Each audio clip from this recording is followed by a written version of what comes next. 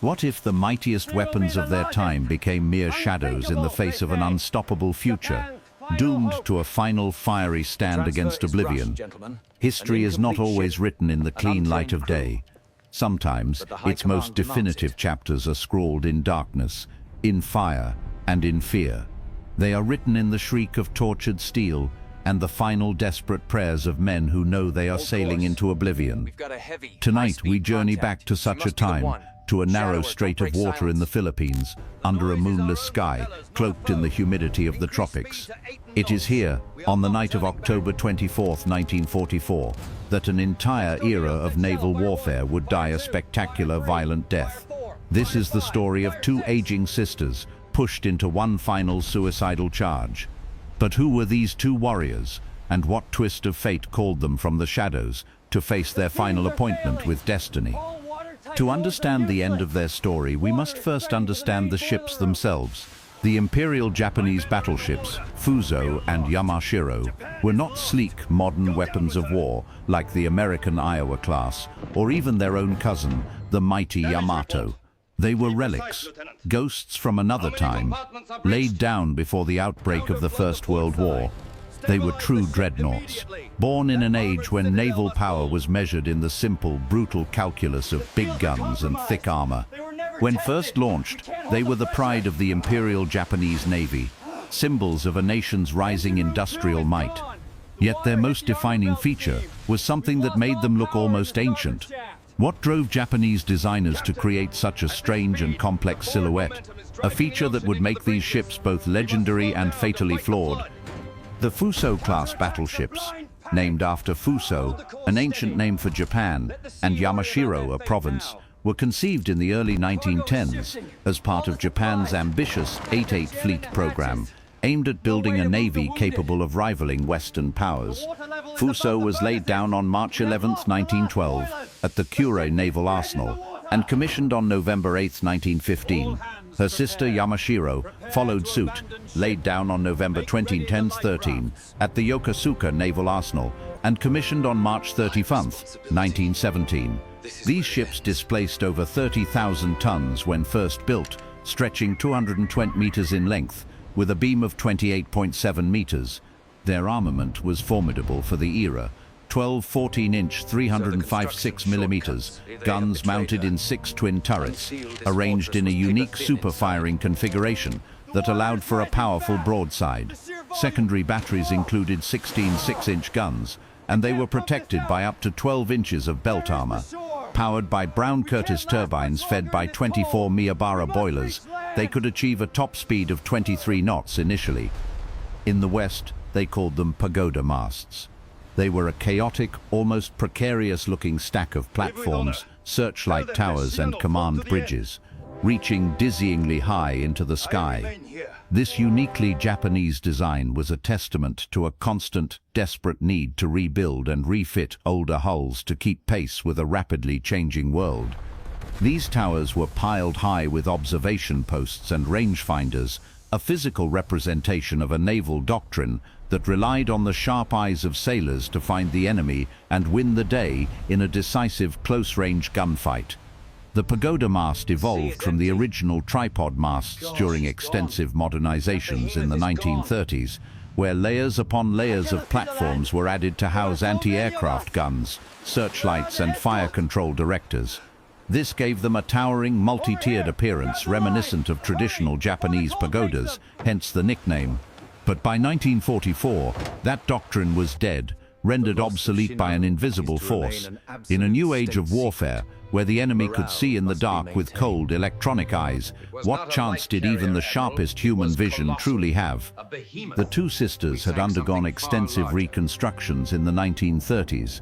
Their hulls were lengthened by about 7.6 meters to improve stability and speed. Their engines replaced with more efficient Kanpon turbines that boosted output to 75,000 shaft horsepower, allowing a refitted top speed of 24.5 knots.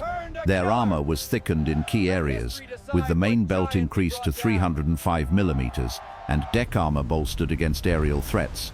Anti-aircraft armament was upgraded to include 8 127mm dual-purpose guns and numerous 25mm machine guns, Their 12 14-inch guns, arranged in 6 turrets, 2 forward, 2 amidships, 2 aft, could still speak with a voice of thunder, firing shells up to 38 kilometers.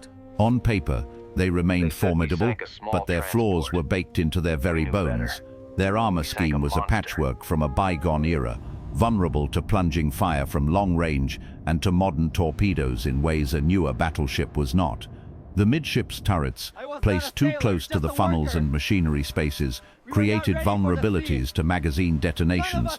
Their speed, even after their refits, topped out at a sluggish 24 knots, too slow to keep up with the fast carriers that now formed the heart of the fleet, and too slow to run from a determined enemy. How can a weapon of war still bristling with colossal guns be considered obsolete even before it fires its first shot in anger? Throughout the interwar years, Fuso and Yamashiro served in various roles, from fleet exercises to disaster relief after the 1923 Great Kanto earthquake, where they provided aid to survivors. They participated in the 1930 London Naval Treaty inspections, but were largely kept in reserve due to treaty limitations. As World War II erupted, their age relegated them to secondary duties. For this very reason, the Imperial Japanese Navy had kept them far from the front lines for most of the war. They were the stay-at-homes, the old veterans relegated to training duties in the safe waters of the Japanese home islands. The sailors aboard them served diligently, polishing brass and running endless drills, listening to radio reports of epic carrier battles being fought hundreds of miles away, battles that were deciding the fate of their empire without them. Crews of over 1,400 men each drilled relentlessly on gunnery and damage control, but the ships saw little action beyond convoy escorts and training cruisers. But the fortunes of that empire were now failing, and the defensive line was collapsing. As the American war machine pushed relentlessly closer to Japan, how long could these old veterans remain safe in the harbor while their nation faced annihilation? By mid-1944, Japan's strategic situation had deteriorated dramatically.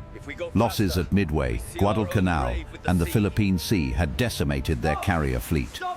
The Fuso-class ships, once symbols of power, now represented a desperate holdover from a pre-carrier era. Their pagoda masts, while impressive, couldn't compete with radar-guided fire control.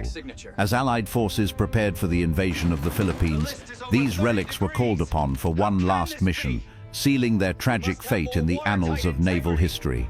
Imagine staking everything, your fleet, your empire, your life, on a single audacious plan born from the ashes of defeat.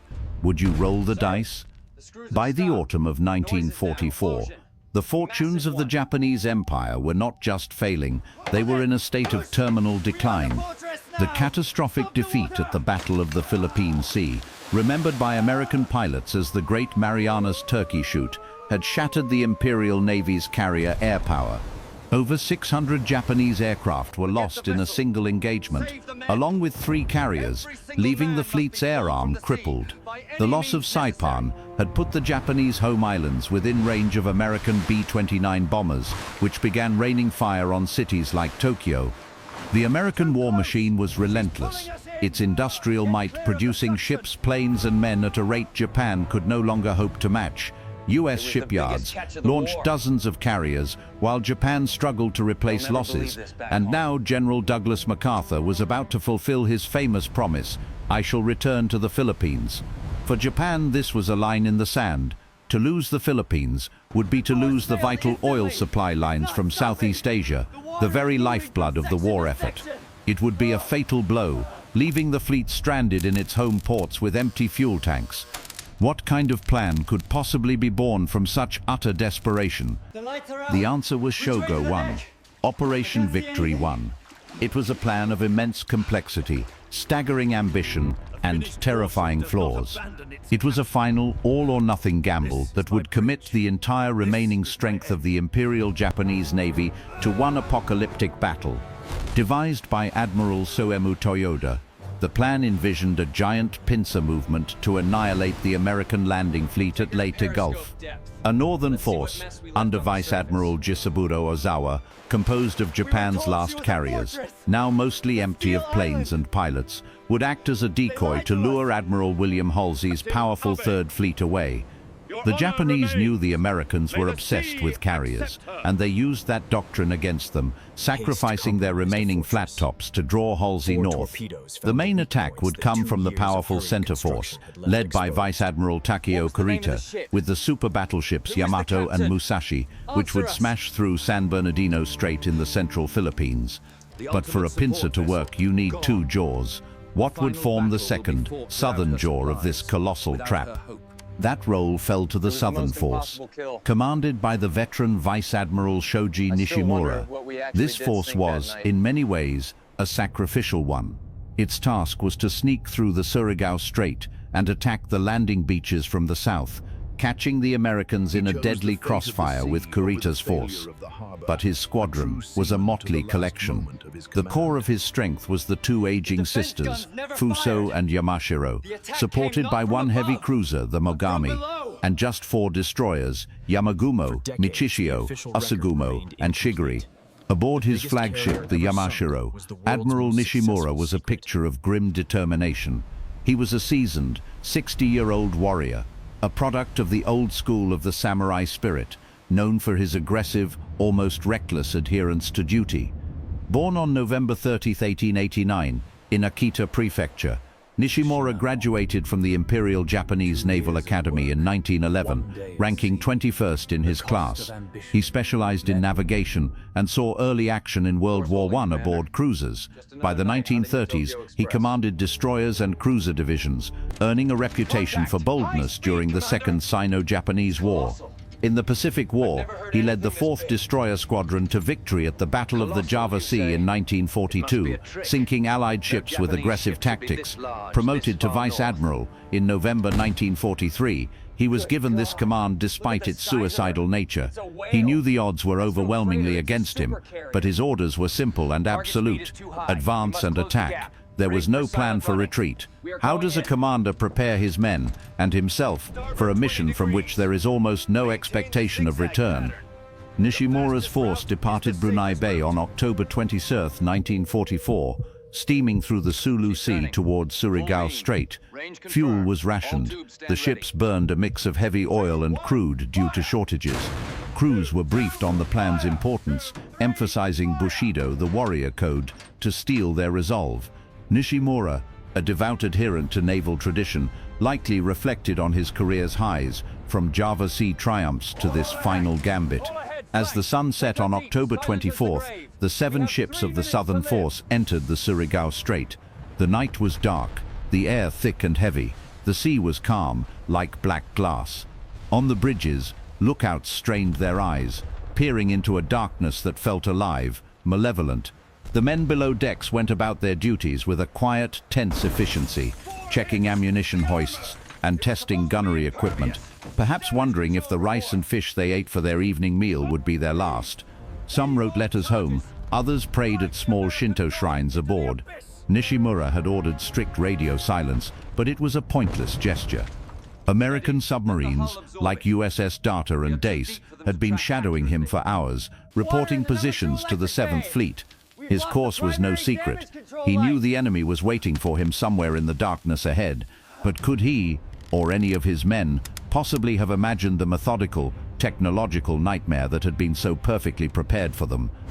A secondary southern force under Vice Admiral Kiyohide Shima, with cruisers Nachi, Ashigara, and destroyer escorts, was meant to rendezvous but arrived late, adding to the plan's disarray.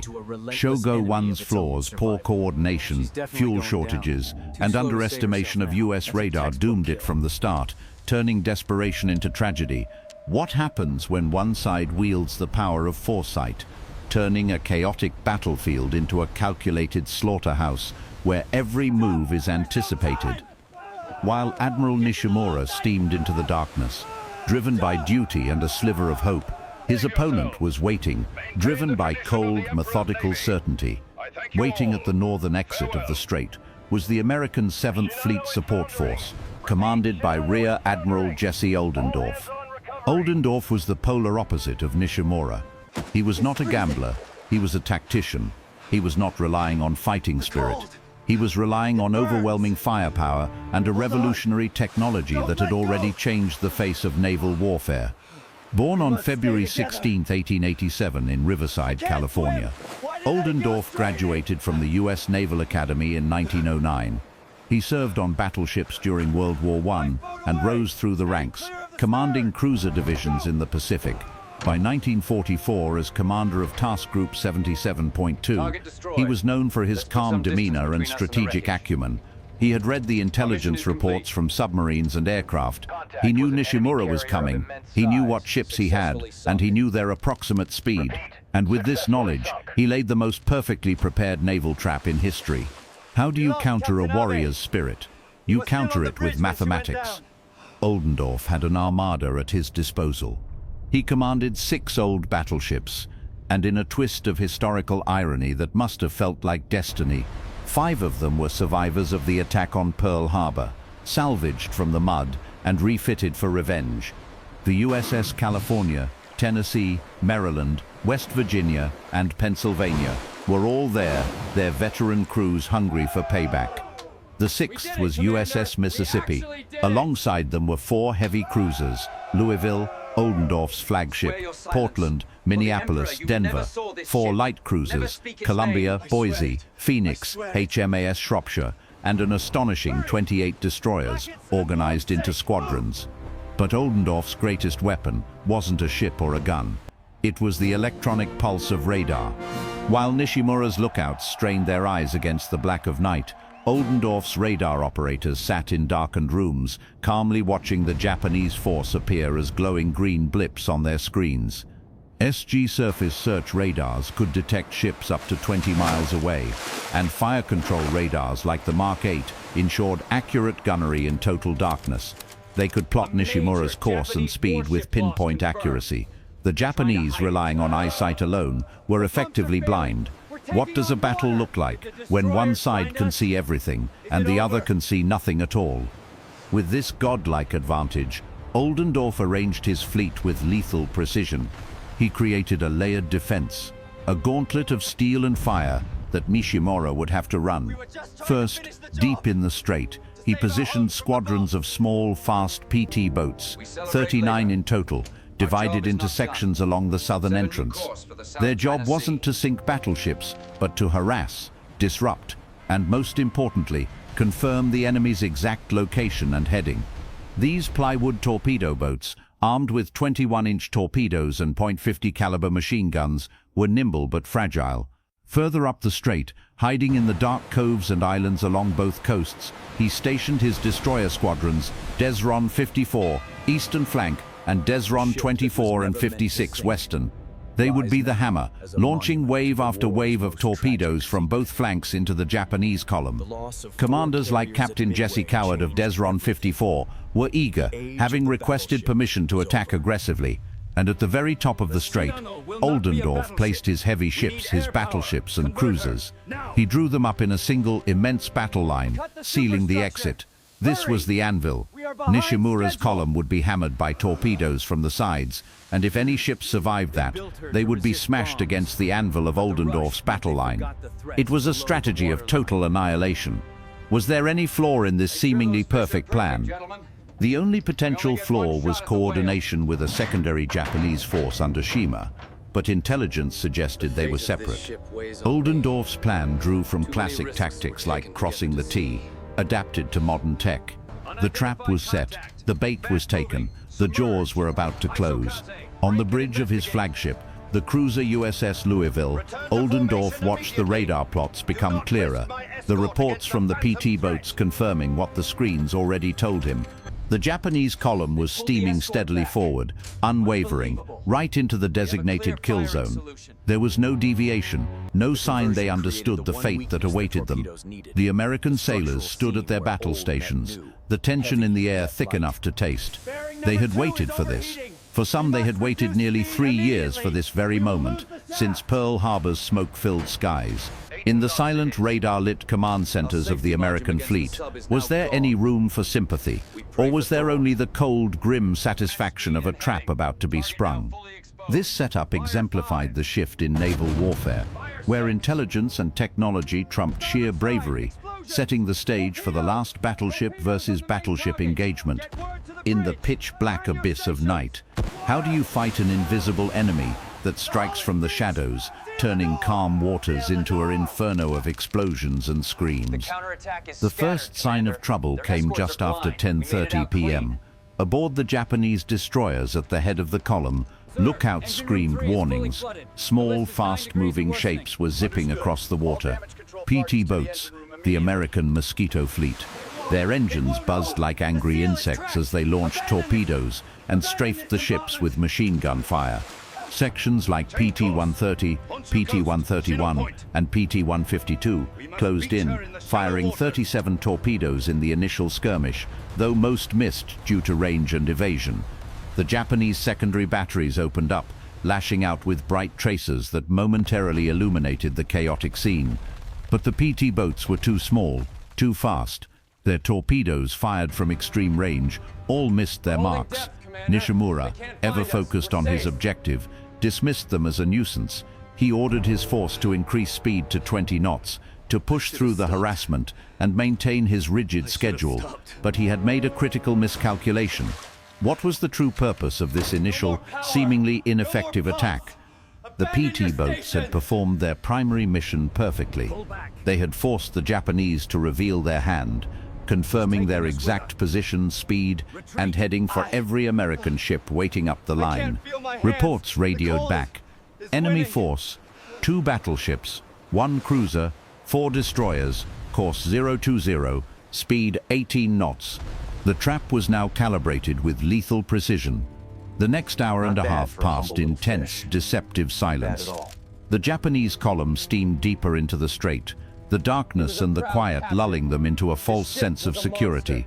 They had weathered the first assault. Perhaps the Americans were weaker here than anticipated. On the American ships, however, the silence was filled with anticipation, as radar operators tracked the Japanese blips moving inexorably closer. Then, at 2:40 a.m., the jaws of the trap began to close. From the darkness on both sides of the strait, the American destroyers sprang their ambush. How could the Japanese possibly defend against an enemy they still could not see? Squadrons of destroyers, positioned perfectly using their radar, unleashed a wave of death. Desron 54's USS McDermott, Monson, and Remy fired first from the east, followed by Desron 24's USS Hutchins, Daly, and Bach from the west. Over 100 torpedoes, Mark 15 models with 500-pound warheads, sliced through the water, their wakes creating ghostly white lines converging on the Japanese ships. On the bridge of the Yamashiro, lookouts screamed warnings, torpedoes to port, torpedoes to starboard. Chaos erupted as the ships frantically tried to evade, but the strait was too narrow and the attack too well coordinated. At 3:09 a.m., the destroyer Yamagumo vanished in a cataclysmic explosion, becoming a ball of fire that lit up the entire strait before disappearing, taking almost her entire crew of 228 with her. Moments later, the Mikishio was hit and left dead in the water, exploding shortly after, and the Yasugumo had her bow blown off, though she lingered. In less than 10 minutes, Nishimura's protective destroyer screen had been shattered, but the torpedoes were not done. They were now aimed for the big prizes. What must it feel like to know a weapon that can tear your world apart is coming, but to have no idea from where? Aboard the battleship Fuso, the world ended. 1, then possibly 2 torpedoes from the USS Melvin slammed into her starboard side amidships. The explosions ripped a massive hole near her boiler rooms, causing rapid flooding.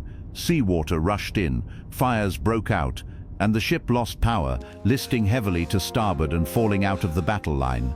Contrary to earlier accounts of a massive magazine explosion splitting her in 2, modern research based on survivor testimonies and wreck analysis indicates Fuso flooded progressively, capsized, and sank intact around 3:40, 3:50 a.m. The 2 halves cited by Americans were likely Fuso and the burning Michishio, mistaken in the confusion.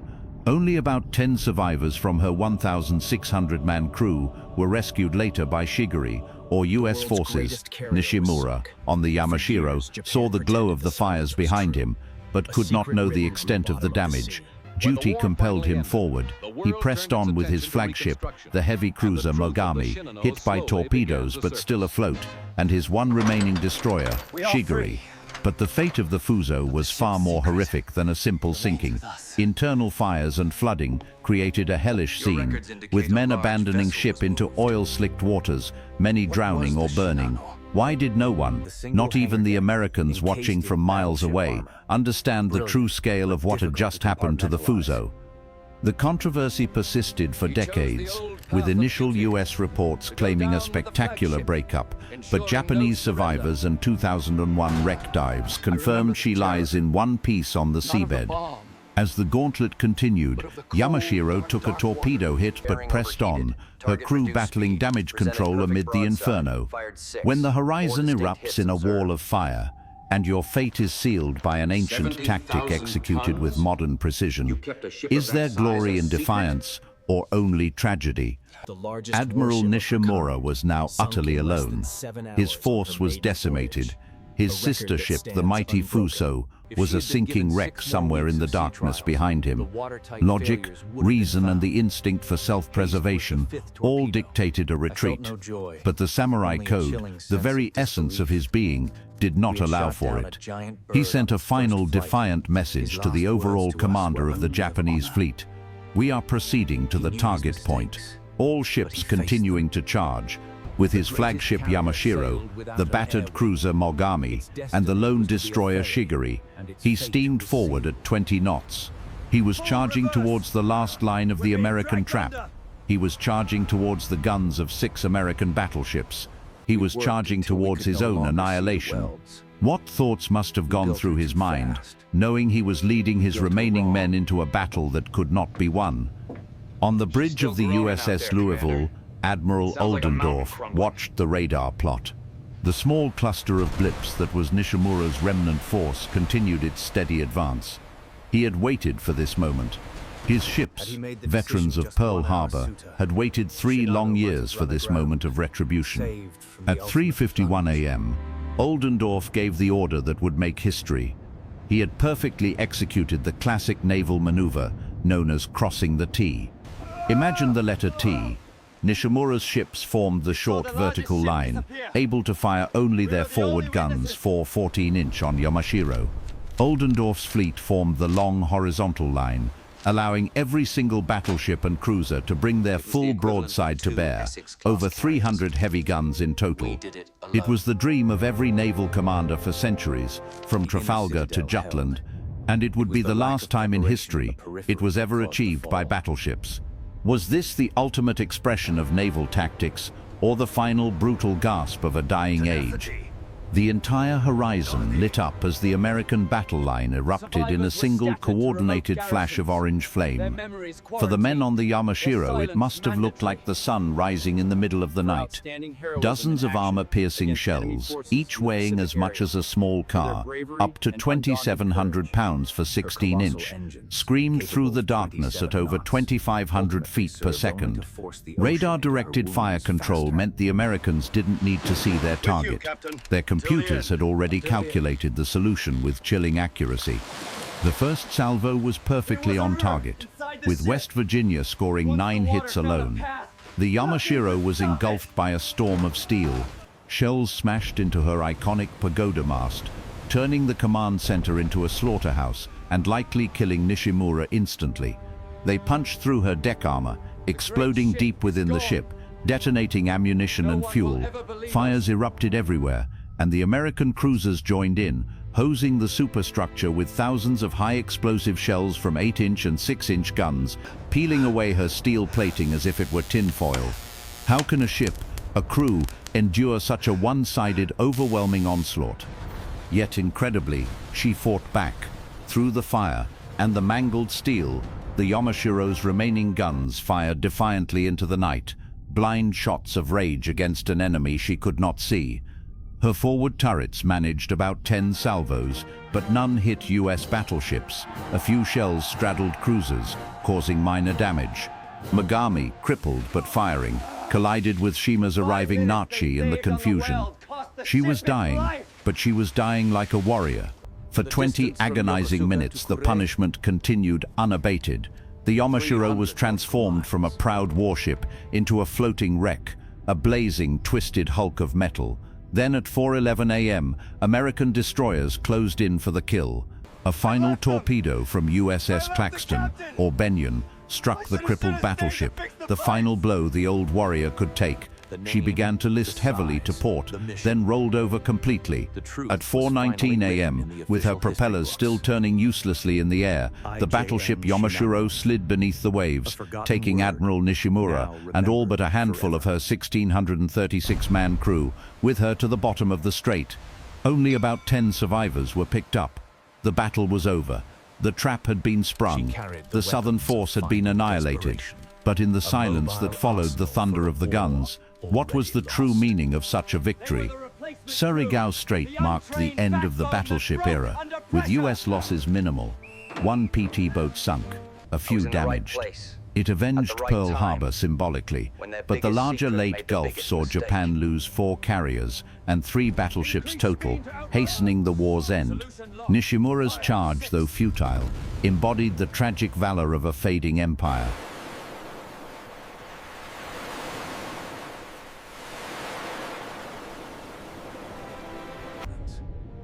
The ultimate symbol of naval might, defeated not by an armada, but by a single silent predator. Tokyo reports nothing. We hit a big one, but officially, she never existed.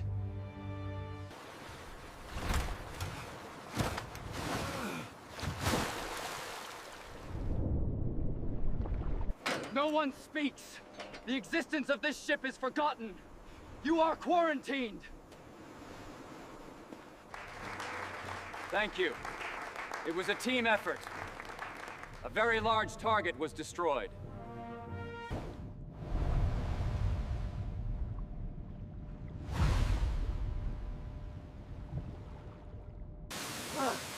The rivets were always the weakest. Too little time. Too much pressure.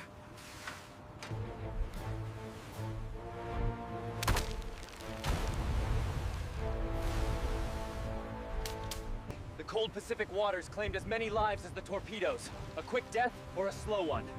Engine room flooding. We can't hold her.